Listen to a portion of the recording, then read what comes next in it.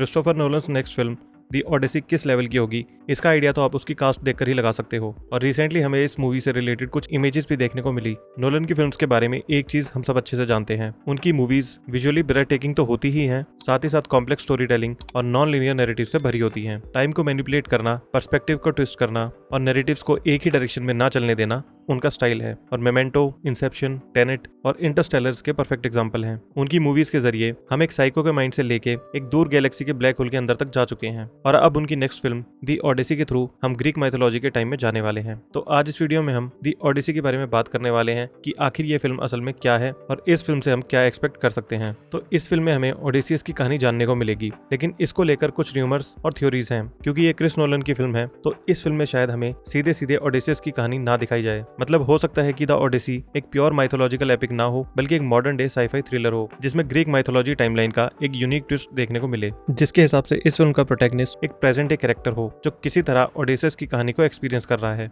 जैसे assassin creed game में main characters advance tech के थ्रू एंशिएंट टाइम में जाते हैं, वैसा ही कुछ शायद हमें इस फिल्म में भी देखने को मिले। मतलब हो सकता है कि एक पैरेलल नैरेटिव चले जिसमें कभी मॉडर्न वर्ल्ड के हाईटेक लैब्स दिखाए जाएं और कभी एंशिएंट ग्रीस की एपिक बैटल्स। लेकिन फिलहाल ये सब थ्योरीज ही हैं। तो अब बात करते हैं ओडेसियस की स्टोरी के बारे में। The Odyssey film ancient Greek poet Homer की लेजेंडरी पोएम दी ओडेसी पर बेस्ड है, जिसमें ग्रीक हीरो ओडेसियस की इमोशनल और माइथोलॉजिकल जर्नी के बारे में जानने को मिलेगा। इस स्टोरी में एक तरफ ओडेसियस का स्ट्रगल और सर्वाइवल है और दूसरी तरफ उसकी वाइफ पेनिलोपी और बेटा टेलीमेकस का वेट। दी ओडेसी पोएम 24 अलग अलग बुक्स में डिवाइडेड है। दी ओडेसी को एग्जैक्टली कब लिखा गया था ये पिन पॉइंट करना मुश्किल है, लेकिन बहुत से हिस्टोरियंस और स्कॉलर्स इस बात से एग्री करते हैं कि ये अप्रॉक्स 750 टू 650 BCE के बीच लिखी गई थी। और जैसा मैंने पहले बताया कि इस कहानी में इथाका के किंग ओडेसियस की 10 साल की जर्नी बताई गई है, जिसमें वो ट्रोजन वॉर के बाद अपने घर यानी इथाका लौटने की कोशिश करता है। लेकिन रास्ते में उसका सामना कई डेंजरस चैलेंजेस जैसे सी मॉन्स्टर्स, गॉड्स और सुपरनेचुरल क्रीचर्स से होता है। ये इवेंट्स काफी बड़े हैं जिन्हें एक वीडियो में बताना काफी मुश्किल होगा, इसके लिए मैं एक अलग से वीडियो बनाऊंगा।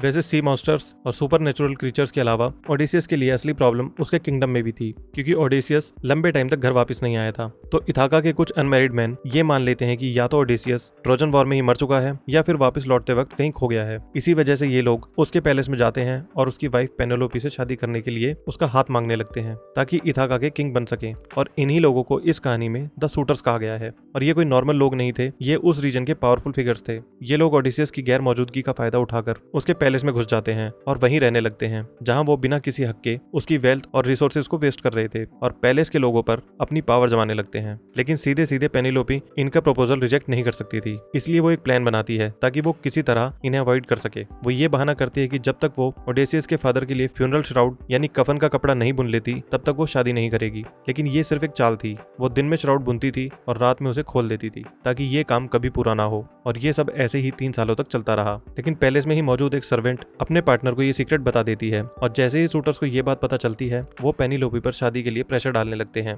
कि अब उसे जल्दी से जल्दी उनमें से किसी एक को चूज करना होगा। और इस टाइम तक ओडेसियस इथाका लौट आता है, लेकिन वो अपनी असली पहचान छुपाकर एक भिखारी का रूप ले लेता है, क्योंकि उसका पैलेस अब दुश्मनों से भरा हुआ था। सूटर्स वहां राज कर रहे थे और उसकी वाइफ पेनिलोपी पर शादी का प्रेशर डाल रहे थे। ओडेसियस बस उनको ऑब्जर्व करता है और उनकी बदतमीजी और एरोगेंस देखता रहता है और बिना कुछ कहे अपने रिवेंज का इंतजार करने लगता है। फिर एक दिन ओडेसियस की वाइफ पेनिलोपी एक चैलेंज अनाउंस करती है जिसमें ओडेसियस की लेजेंडरी बो को उठाकर एक ही रो में लगे एक्स हेड के बीच से एरो निकालना था और जो ऐसा कर देगा उसी से वो शादी करेगी। सूटर्स एक एक करके बो उठाने की कोशिश करते हैं, लेकिन कोई भी उसके स्ट्रिंग तक को नहीं खींच पाता। इसके बाद बैगर बना ओडेसियस आगे बढ़ता है तो सब उसका मजाक उड़ाने लगते हैं, लेकिन ओडेसियस बो उठाता है और आसानी से इस चैलेंज को पूरा कर देता है। ये देख सभी सूटर्स घबरा जाते हैं, क्योंकि ऐसा सिर्फ असली ओडेसियस ही कर सकता था। इसके बाद ओडेसियस सबसे पहला एरो वहां मौजूद सबसे एरोगेंट शूटर एंटिनस को मारता है, जो उसका काफी मजाक उड़ा रहा था। इसके बाद पैलेस में हर तरफ अफरा तफरी मच जाती है और वहां मौजूद सभी शूटर्स भागने लगते हैं, लेकिन ओडेसियस का बेटा और उसके लॉयल वॉरियर्स दरवाजा बंद कर देते हैं ताकि कोई भाग ना सके। कुछ शूटर्स माफी भी मांगते हैं, लेकिन ओडेसियस उन सभी को मार डालता है और इस तरह ओडेसियस की एक डेकेड लॉन्ग जर्नी एंड होती है। वैसे ट्रोजन वॉर के बाद से लेकर ओडेसियस के अपने घर पहुंचने तक भी बहुत कुछ हुआ था, जिसमें वो बहुत से सुपरनेचुरल बीइंग्स और यहाँ तक कि गॉड से भी टकराया था, जिसे मैं एक सेपरेट वीडियो में कवर करूंगा। तो इस वीडियो को यहीं समाप्त करते हैं, मिलते हैं नेक्स्ट वीडियो में। Thank you.